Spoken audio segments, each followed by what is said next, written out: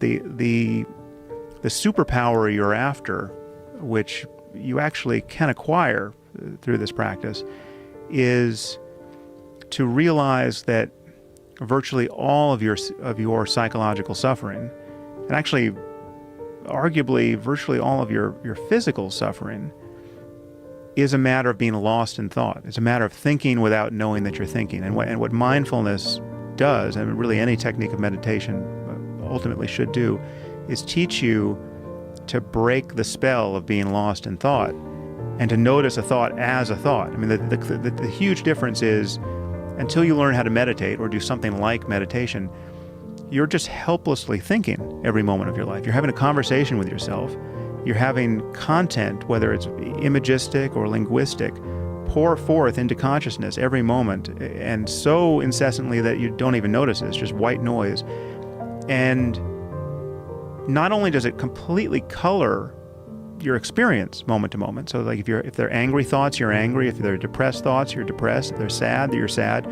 So you become your thoughts, but you also feel identified. You feel that you are the thinker of your thoughts. You feel like a self, and it's completely structured by this flow of mentation every moment, and it produces everything you do. It produces all of your intentions and your goals and your actions. And he said this about me, and now I'm going to say this. I mean, so it's like it's everything coming out of you is born of this same process. And meditation is a way of recognizing that consciousness, I mean, what you are subjectively, is this prior condition of just awareness in which everything is showing up: sounds, sensations, and thoughts. And thoughts can become just other objects of consciousness.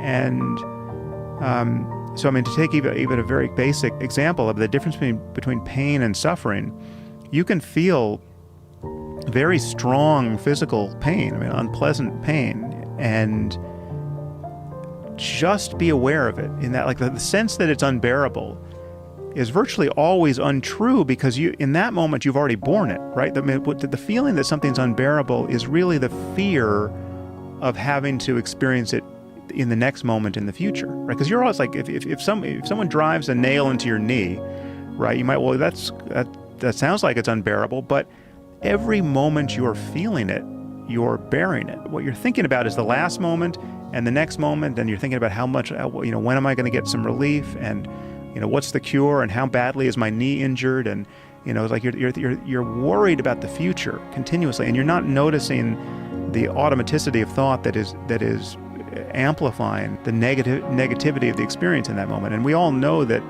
you can have super intense sensation, which is either pleasant or unpleasant depending on the conceptual frame you've put around it. So, for instance, if you had this massive sense of soreness in your shoulder, that you would experience it very differently if it was A, the result of you deadlifting more than you ever had in your life and you were proud of it, right?